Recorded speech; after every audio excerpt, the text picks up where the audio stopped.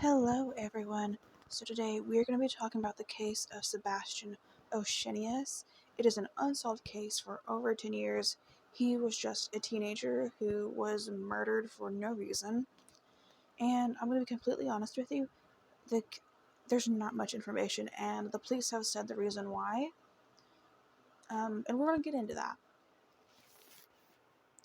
But that's who we're going to be talking about today, guys. All the links I used for research will be down below, like always. And let's go ahead and get into this case about Sebastian. So Sebastian was born on December 3rd, 1993 in Santiago, Chile, to Boris and Teresa. They would eventually move to Gainesville, Florida, which is where this case is taking place. Sebastian had a knack for taking apart gadgets and putting them back together, and he had a dream to become an engineer. He was a 16-year-old honor student at Buckles High School, on track to do big things in life, and that's what everyone said about him. He was a big dreamer, and he was going to do great things. He was just so smart and so loved. But unfortunately, he would not be given the chance to do those things, because 13 years ago, on June 29th, 2010, at 3:45 a.m., he was doing something that he loved, that a lot of teenagers do during the summer. They have nothing to do. He was playing a friendly game of video games with a friend. The friend was on the other video game, like at his own house. I just want to say that, like, there wasn't two people in his house. It was him and his parents. Because I know the way I said that probably sounded weird, but he was playing a friendly game of some video game with a friend.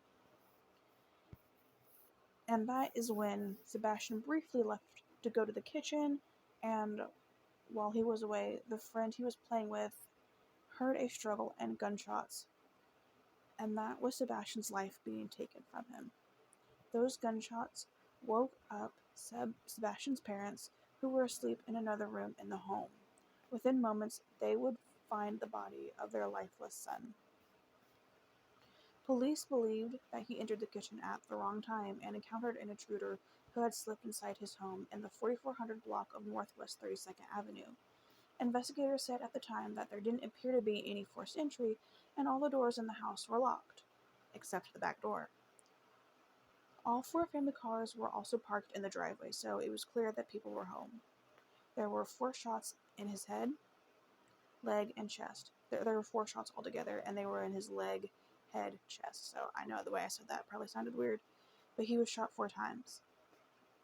And those shots killed him immediately in his own home, in his kitchen. Murdered in his kitchen. It's despicable.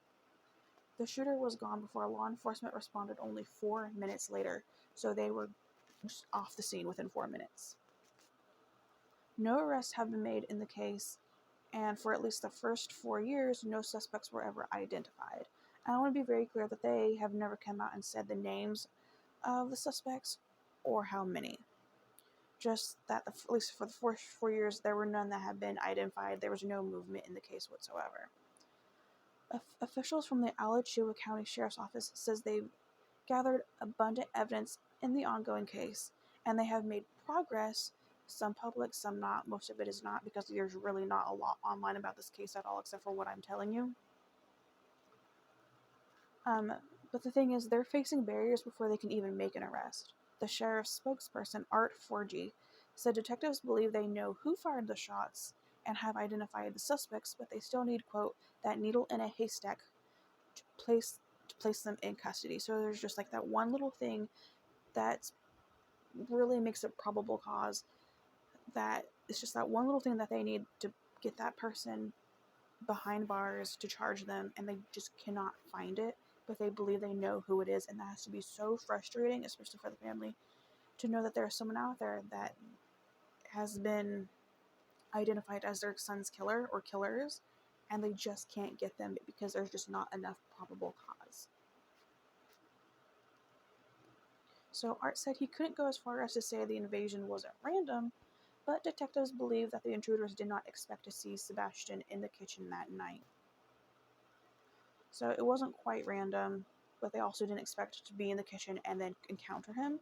So it makes you wonder if it was just going to be a robbery and they were surprised that he was in the kitchen, or he was even still awake. You know, it kind of makes you wonder if they even realized that makes you wonder if they were just going to slip in and take stuff. But they are obviously well prepared to kill someone because they did. So, some of the suspects, and he didn't specify how many, have died since the case opened, and that was frustrating for me to read because they also didn't say if the person that they think or persons that they think killed him have died, just that some of the suspects that they had did die. And it kind of makes you wonder if the person who did this is dead, you know? And here's a quote from Art himself. He says, "It's very near and dear when you have someone young like this losing their life. It's one of those that keeps you up at night," end quote. So it's been over a decade. It's been 13 years, actually. And the family is still holding on to hope that there will be justice for their loved one, who was only a teenager. They said he loved Eminem, the Fast and Furious movies, and cars. And he was on track to do bright things before that got snuffed out. And they're still holding on hope after all these years, which I would be too. He was 16. He would be almost 30 now.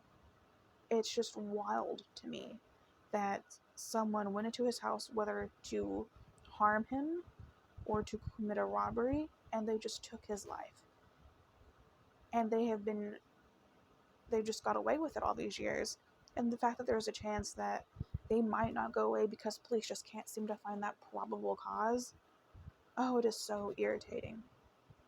But the fact that they have made progress, even without really releasing any information, I have hope that at least maybe within the next few years it could be solved. I just hope that it is solved before any of the other suspects pass away. I hope that they do eventually choose to release more information about Sebastian. And I wish there was just more known about this case as a whole. It is incredibly sad. But that is unfortunately all I have for you today, guys. That was this case and story of Sebastian Ochsenius. If his family sees this, I am so sorry that you had to have your son taken from you like that, and the fact that you had to discover him like that, and there still have been no justice.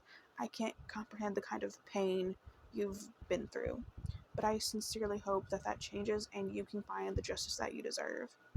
Thank you so much, guys, for listening to Sebastian's story. I will see you guys in the next video. Bye, guys.